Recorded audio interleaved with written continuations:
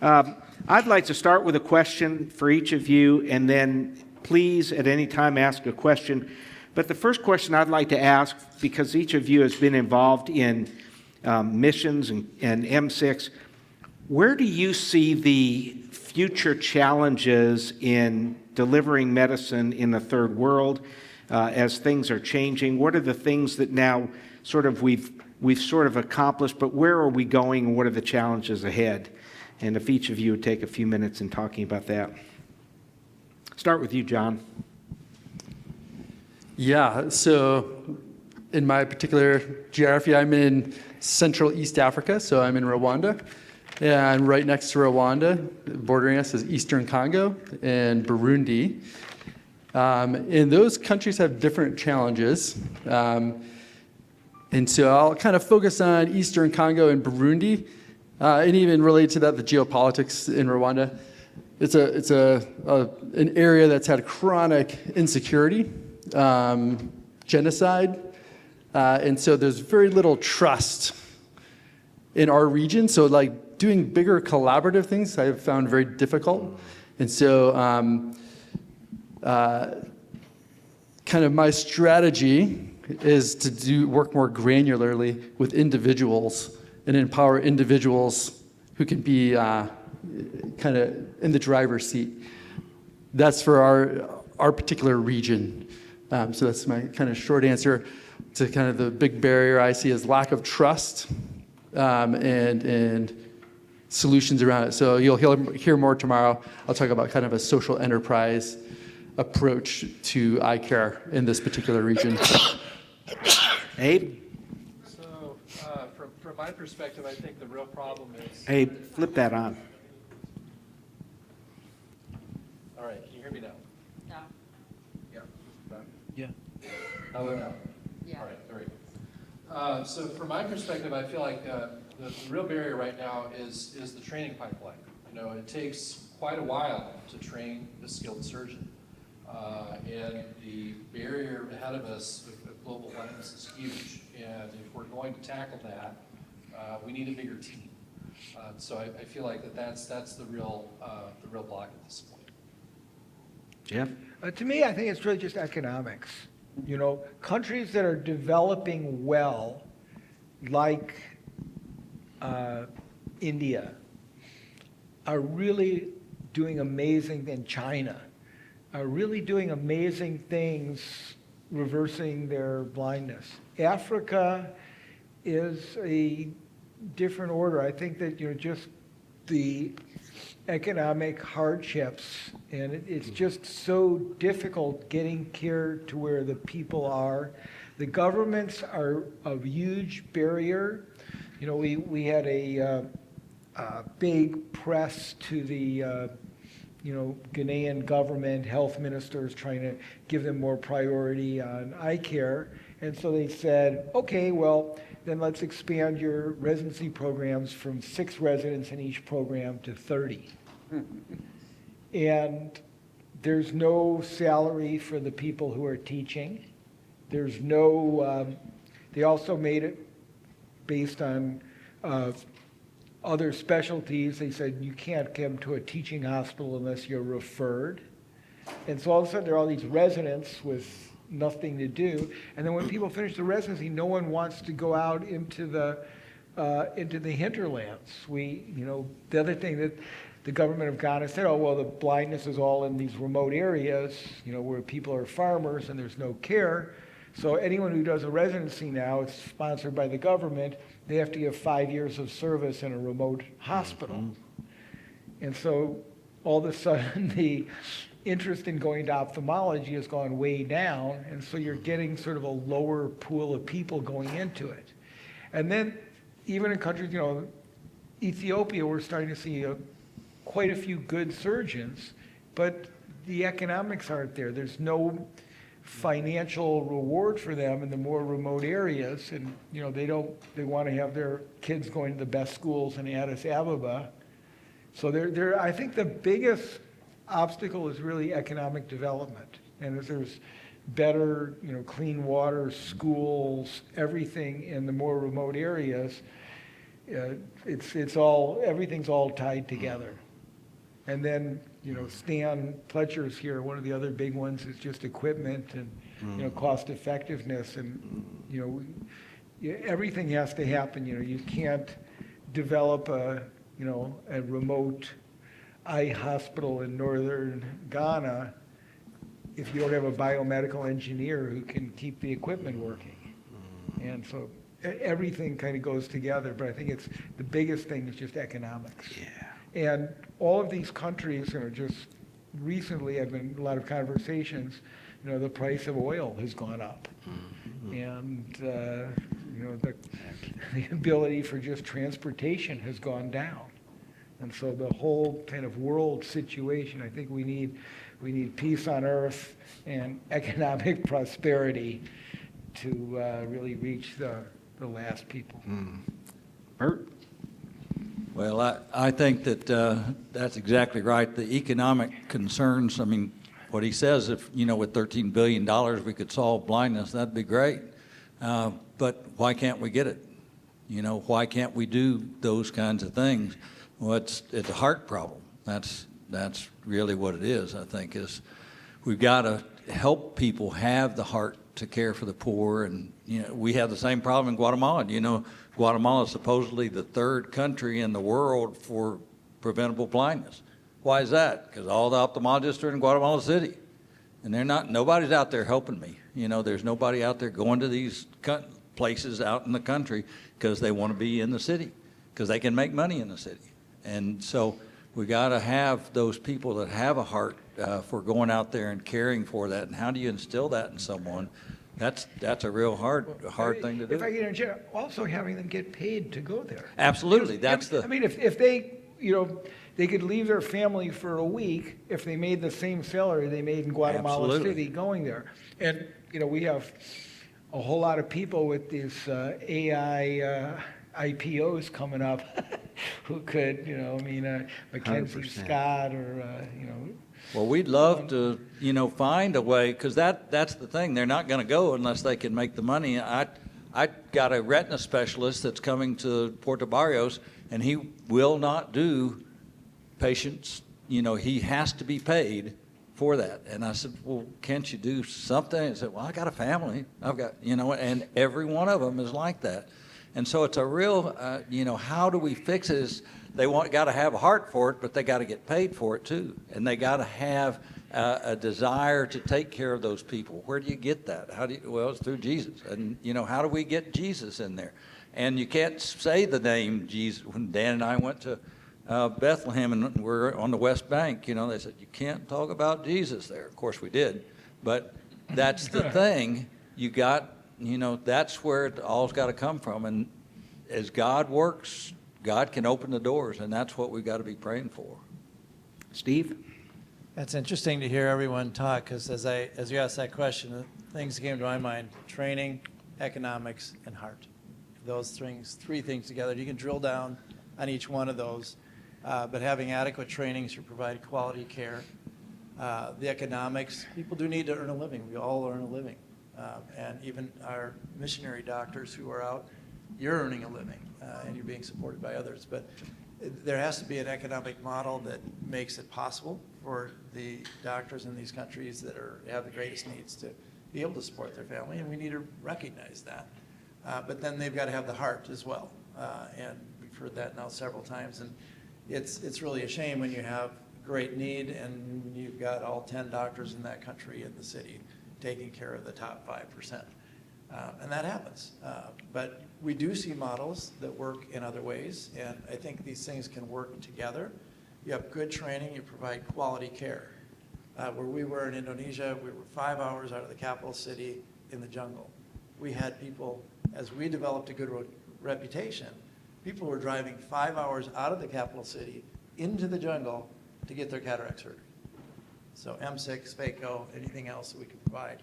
And it became one of the second most profitable part of Mission Hospital that provided care at a fraction of the cost that they did in the city.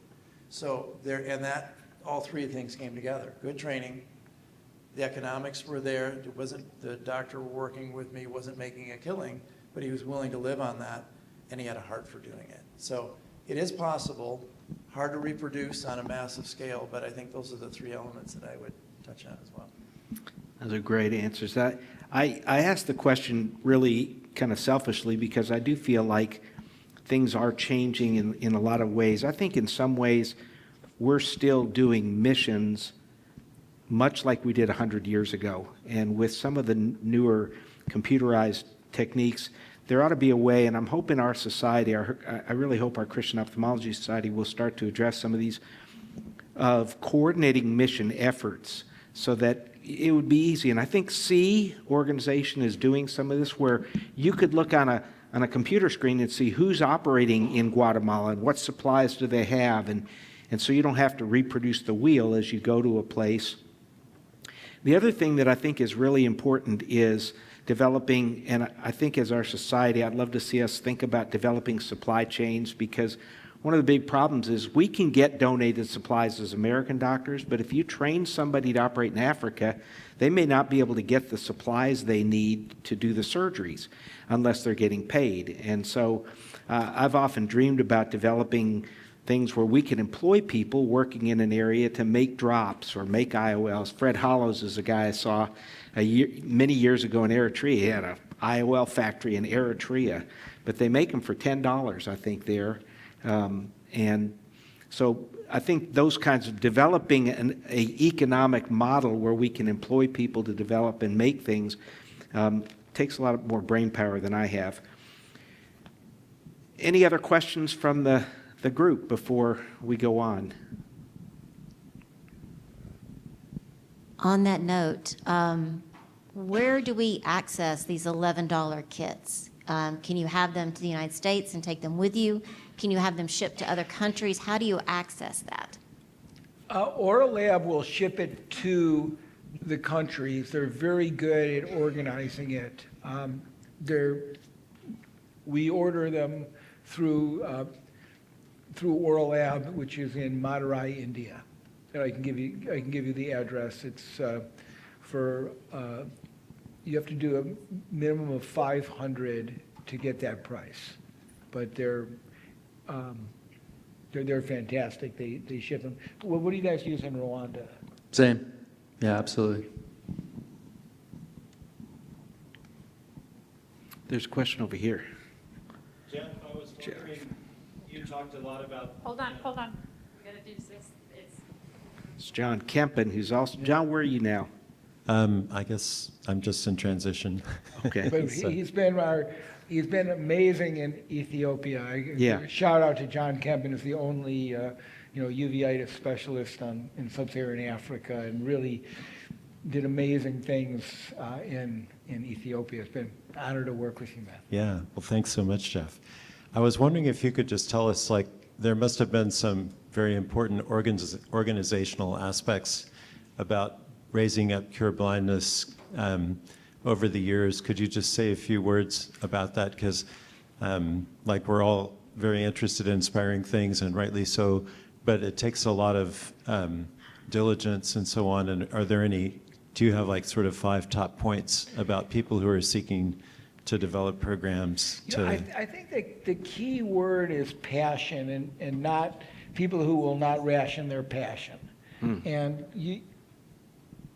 we started in Nepal, and Sandak Rui was such a, he really, as I mentioned, he's really the genius behind anything I've been able to accomplish.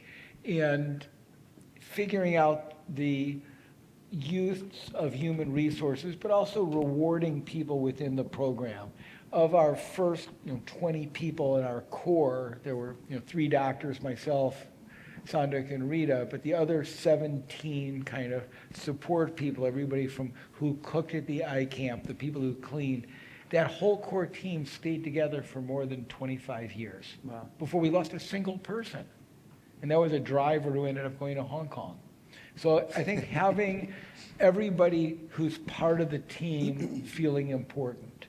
And then my initial team, when I came back in Vermont, I was just so lucky. I was kind of organizing myself, and I had a really bright kid who is now a pediatrician, but he was interested in going to medical school, who kind of helped me kind of reorganize and think. And our initial people in the background, Emily Newick and Job Heinz, had such passion about what we were doing. And I think that the key thing is having people with that passion. And then there's just a bit of luck, and serendipity.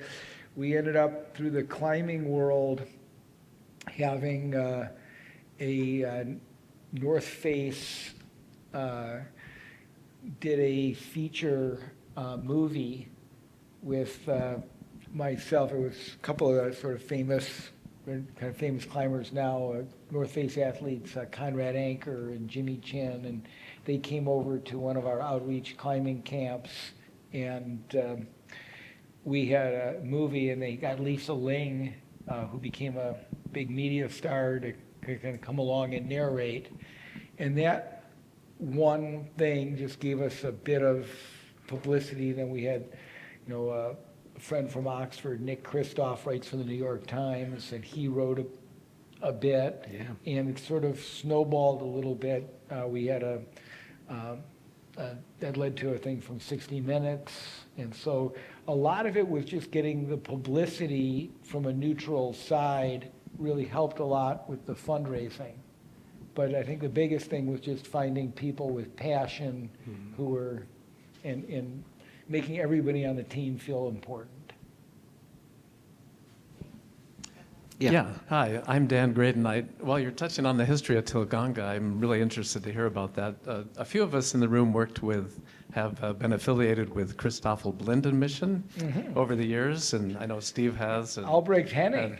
And so I was going to ask about Albrecht Hennig, because he got there, I think, in the 80s. And Unbelievable. so was his program sort of paralleling yours, or how did you interact with him? Yeah, we all worked really closely together. Now, Albrecht Hennig was one of the, maybe next to Norval Christie, maybe the greatest and highest volume intracapsular cataract surgeon ever. And he really developed the high volume model. He was doing ICCE, but he would have 5 tables lined up. And he was like a minute and a half to do his ICCE with loops. And just a phenomenal surgeon, phenomenal guy. And he was really the only person doing cataract surgery in southern Nepal when I came. And then he, my second year living in Nepal, he started coming around and thinking, well, IOLs might not be a bad idea. And he started doing IOL surgery, and he was the one who really developed the highest volume system with the fishhook technique. And then he did some great training. He's had some great, proteges. And in southern Nepal, they've really thrived. Albrecht retired. I think he moved back to Germany, and he was in the States for a while. But Albrecht retired maybe 10 years ago. But he left their 2 big CBM hospitals, the Nepal Eye Hospital. A guy named Sanjay Singh took that over, who was also just an amazing, charismatic leader and a phenomenal surgeon. And that's been a big, as I mentioned in my slide, we got everybody who was working together to all align together, so that, from Tilganga, that whole area in eastern Nepal, that was really covered by CBM and what Albrecht started. And just a great guy, really collaborative, and one of my heroes as well. But yeah, he did great stuff and left really great legacy in southeastern Nepal. Yeah. I'm curious, as we look at the eliminating of avoidable blindness, how should we view bilateral blindness versus unilateral blindness? So I did cornea transplants, but even for cataracts, should for 30 million people that are blind and need a surgery to see better, should we just do one eye? Should we do both eyes? How should we kind of think about that? Yeah. Well, We do both eyes, always. You know, I mean, you're changing your life. It takes for cataracts, it takes so little time to do both eyes. We do it as a separate surgery. We'll do the first eye on the patient stays on the table. We go do another case, new set of instruments, new sterile scrub. But it's so hard to bring someone back, and the improvement in life and quality of life having both eyes done. So now, for the last 15, 20 years, we've always done simultaneous same-day bilateral cataracts.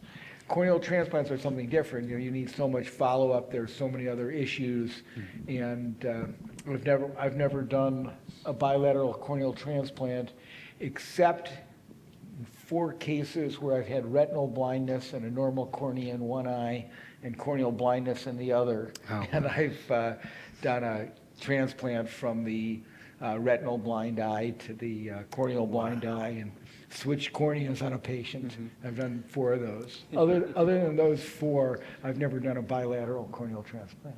Okay, sorry.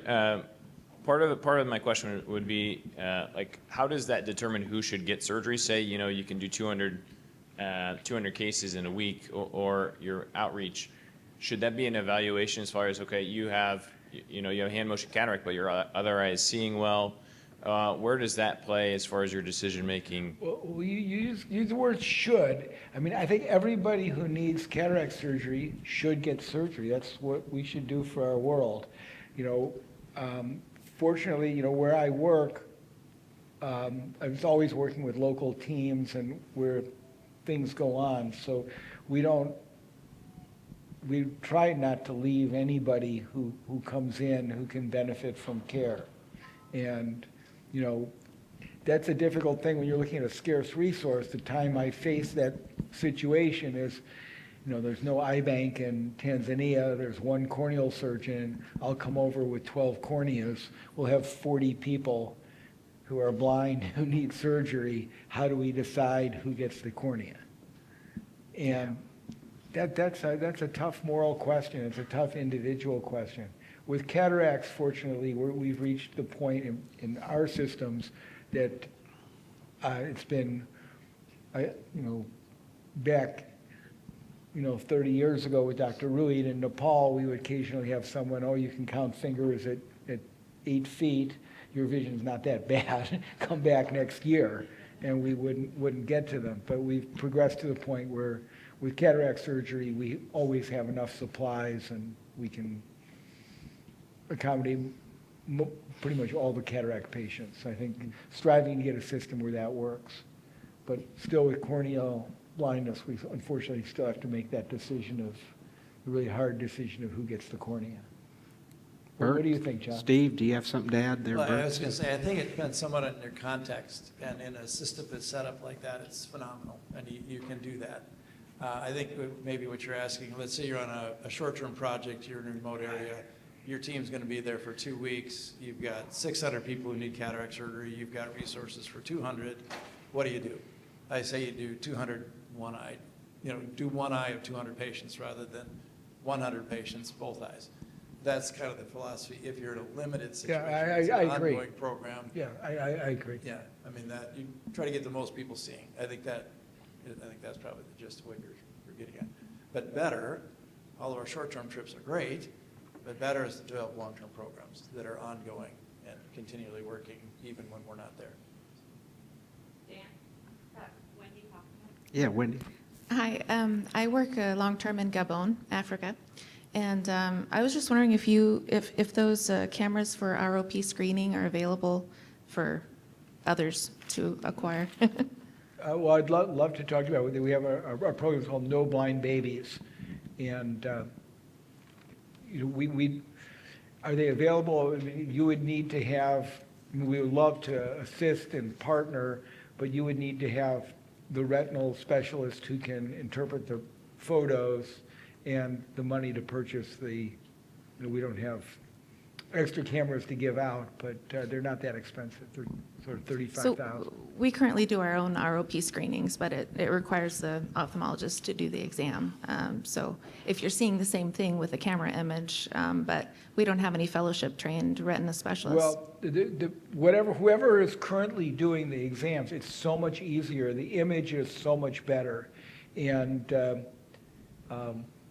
my partner at Stanford, Darius Mishfegi, who does ROP at Stanford, is kind of the person behind it. And then we have, I've got two amazing young people. One is at Duke and one is now Mass Eye and Ear, and we're kind of coordinating it. But let's talk. Let's talk today, because I'm sure we'd love to spread it to Gabon, but we don't have the bandwidth to do it. But it'd be very easy to send your people to Ghana to train and extend it, because it's amazing. You know, the babies, it's so much gentler for the babies, and we're finding we're getting exactly the same result, but the doctor just only sees the babies that need treatment. Let me ask a couple other questions if you're thinking about some. One of the big problems if you're going somewhere is, of course, language. Has anybody had any experience with any of the new AI translator devices? And if you do, a recommendation. Then the other question I'd love to see on each of you on the panel is your preferred method for anesthesia. Start with the AI devices, or anybody in the audience had any with these new translators where it'll speak a language. So I think one of the challenges with a lot of these programs is that they do require either internet access or, Wi-Fi or something along those lines, which in a lot of the remote places that we work is just non-existent. So I think that's one of the major barriers. I've tried a lot of the, probably 5 or 6 of the different AI transcribing glasses and stuff like that, and it does require good internet. There's a couple of them that are good for English. It's captioning right in front of your eye like that. It works very well. And there's a couple of them that work real well for Spanish. And I've tried those. There's a new one that's got a Kickstarter campaign that's supposed to come out in August. It's called Memo Mind. It's supposedly the best, that's what they all say. There's actually reviews that are out there that have looked at more than 40 different types of those kinds of, and most of them don't work. The ones you get from Temu obviously don't work. So, yeah, they have them though. But there's a lot of them that are out there that it's just basically using your phone to do it with. It's not happening, and it's a lot of times there's a lot of lag between that. But some of them are better than others, and some of them have their own proprietary language model that they're using, and that works a lot better. But they're not ready for prime time, and that's Spanish. So can you imagine, any of these African languages? That'd be no way. How about preferred method of anesthesia when you're out in the field? Usually retrobulbar, but I would be wide open to being criticized highly for that because of the risk associated with that. I think subtenons is great. The retrobulbar aspect, I'm not doing them. We've got someone trained to do them, and that keeps the volume going. So the surgeons stay in the OR, patients come in, they're ready, it's consistent. If we have an anesthetist with us or nurse that's trained to do it, but I fully recognize there's some risk with that we've got to be mindful of and be ready, prepared for. And we do retrobulbar almost exclusively when I'm doing it. Now, when we're on another trip and we have Dan doing it, they do peribulbars. We do peribulbar. And so it just kind of all depends. I've had bad experiences with peribulbars, and so I don't do those. But no problems ever with a retrobulbar, except one patient that seized. Other than that, it was, because it was a shallow orbit, and I think we injected into the brain there through the supraorbital fissure. But other than that, so yeah, you can get into that kind of problem, but that's 1 out of probably 50,000. Well, maybe not that many, 20,000 at least, though. So I like retrobulbars. Well, with high volume, we are mainly doing retrobulbar in Africa. We try to train our nurses really well, and I like having really good anesthesia. When you're trying to do very high volume, it's nice having everybody perfect. If the block isn't perfect when it comes on my table, I'm pretty quick to go to subtenons on the table. Aravind and Tilganga have switched to all subtenons, but they do it with a microscope and a resonant. They find it's a great thing and we're trying to do that at sort of our teaching hospitals in Ghana. We're switching to that. So it's a really great hand-eye practice for a first-year resident beginning to do the cut down, to do the dissection, make sure they're in the right plane, and do a perfect subtenons block. But we had one outreach in Ethiopia where we tried having the nurses without a microscope doing subtenons block. It was a disaster. Yeah. So, they don't always work. but Aravind has gone but it's all their, first year residents in their first few months of residency. And so if you have that resource where you have an extra operating microscope and you have a resident who can do it, it's, I think, the best and safest. I'm so glad you said that, Jeff, because I was afraid you were going to say, yeah, we're so fast, we don't use anesthesia. We just go, they don't know what hit them. But, Abe?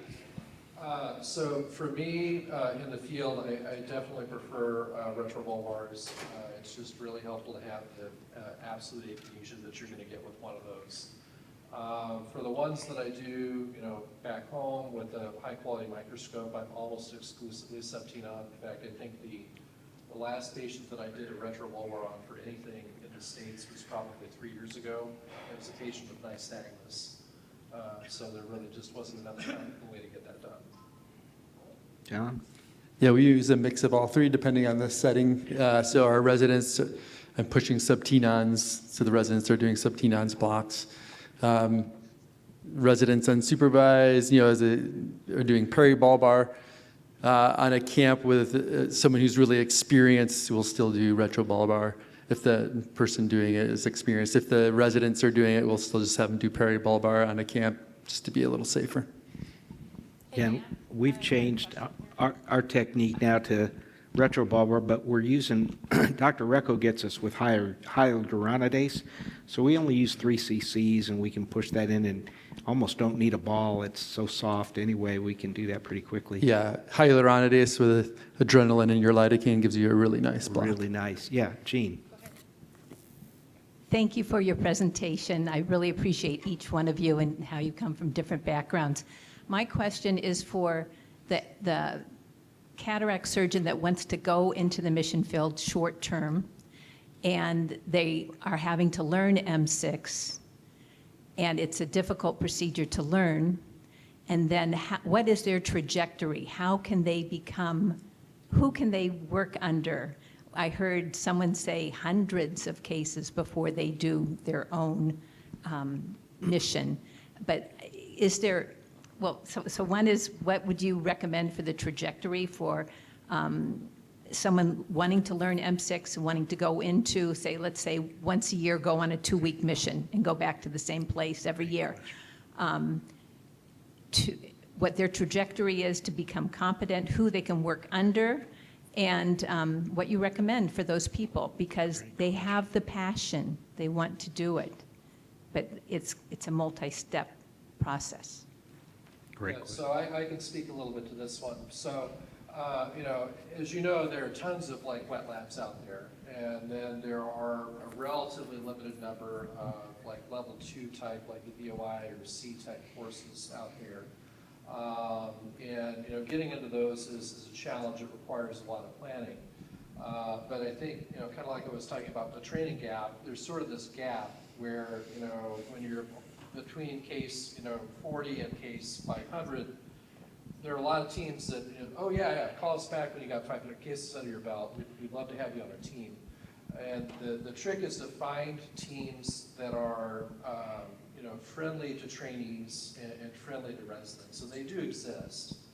And really, I think it's best to go with kind of a larger team, because that way, if you've got, three beds working in one operating room, you can be training with a mentor on one bed, while the other 2 beds are being used by higher volume surgeons. So that way, if it takes you 30, 45 minutes, an hour to do a case, you're not really slowing down the team that much, because you've got 2 other people that are cranking them out next to you. When you are a little bit further along and you feel like, okay, I can start to do a few of these on my own, still in that same setting where you've got 2 other surgeons in the room with you, if you run into a problem, there's somebody sitting literally right next to you. It's like, hey, can you come over and take a look at this for a couple of minutes? And I think having that type of kind of like shoulder-to-shoulder mentorship is really helpful, especially in that, kind of 200 to 500 range for most people. And then once you get to the point where you're like, okay, I went through like basically an entire trip and really didn't need a hand with anything, that's probably when you're getting close to the point where you could think about doing this independently. Hopefully that's helpful. Hey, Dan, I got one more here. Okay, I just one more had question. one other comment is, and I heard this, I think it was even Norval Christie had said it, just say yes. That's how this happens, is just say yes. I want to do this, say yes, go. The rest becomes logistics. Logistics of, well, I got to take a course. Where are the courses? Oh, I want to get a level 2 training. I'm going to go down to the Dominican and work with somebody. Oh, I'm going to go on a trip. I got to find that friendly. Say yes. The rest just, it's all logistics.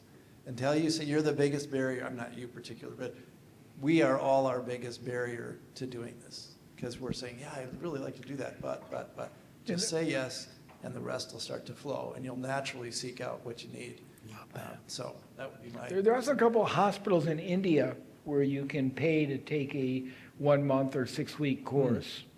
And one thing that I do with our, people who will work with me is I have them utilize their skill and partner with a local doctor who's a really strong SECS surgeon, but maybe needs help with their medical retina.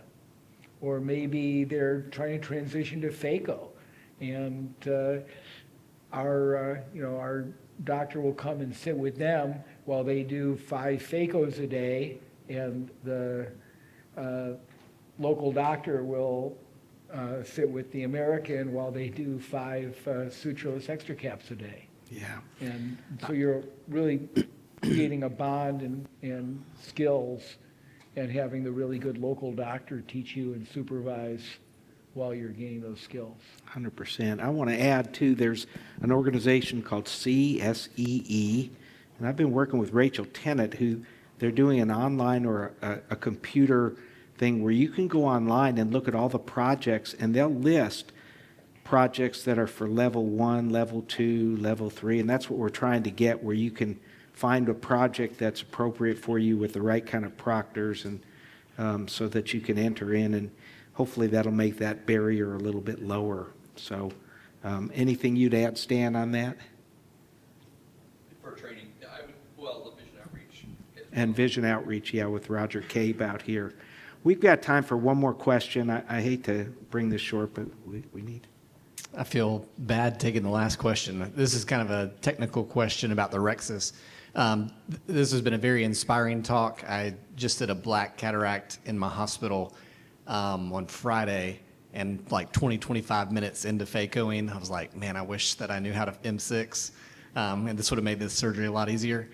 But many of you guys, as you were talking about the technical challenges of the surgery, you talk about a larger Rexis, 7 to 8 millimeters. And I was wondering if you then carried that into your phaco world, where you started doing larger Rexises, now that you've sort of doing that in the M6 world. I think I'm always just worried about larger Rexises running out and getting Argentinian flag sign or stability of the lens. And would you still feel comfortable doing that to sort of allow the nucleus to come out easier? I don't know that any of us would think about doing it larger when you've got a phaco machine, because you really don't need it. It's really to get that lens out so that you don't tear the bag as that lens is coming out when you're doing extra caps or M6. So I don't know how anybody else would feel, I mean, but I don't make a large Rexus. If I'm doing phaco on my Rexus is always about 5.5 millimeters, you know, and or 5 millimeters. I don't, if I'm doing phaco, I don't make a larger Rexus. If I'm going to convert to, you know, I wouldn't, if I do convert to an SICS, then I would just make relaxing incisions in that, or you can take a little Van Ness scissor, make a cut, and then re-tear around. I don't actually, you know, making a large Rexus, you know, as long as you have control, I don't really find it to be an issue where it tears out. Yeah. You know, I usually just do them with a needle. You can always go to that sort of little technique where you're kind of, you know, pulling back on the flap. I do it for pediatric cataracts if you're really nervous about where you can really get a very good control of, you know, where you're going. But, yeah, you know, for Sutros extra cap, I always make a very large Rexus, and for phaco, I make a standard Rexus. Yeah, one of the things I try to drill into my residents is to, you know, think through how big you want your Rexus to be at the beginning of the case. And usually I'm discussing that with reference to the pupil size, because I work in the VA and probably 90% of my patients are on Flomax. And so, you know, you don't necessarily want to size your Rexus according to where the pupil is at. It's kind of the lesson in that. And I tend to encourage them to size it, you know, for phaco at about half of the corneal diameter, because that's going to be a much more predictable number for the majority of patients. And if it is much bigger, much smaller, you're going to know that going in. And in the same way, I'm just kind of, every case I kind of look, it's like, okay, this is how big I want the Rexus to be here, and make it so. well, unfortunately, I mean, I could stay up here all day, but we don't have to stop here, because if you want to ask more questions, come to the wet lab. We'll be happy to visit with you. It starts at 1:30 for the wet lab at Trulson Eye Center. You can go ahead and put that in your GPS and get out there. If you need a ride, come see us. We're going to have lunch now, and the residents, again, if you're here on a grant, there is a lunch for you and your families. But I'd like to thank our panel and thank you all for being here. And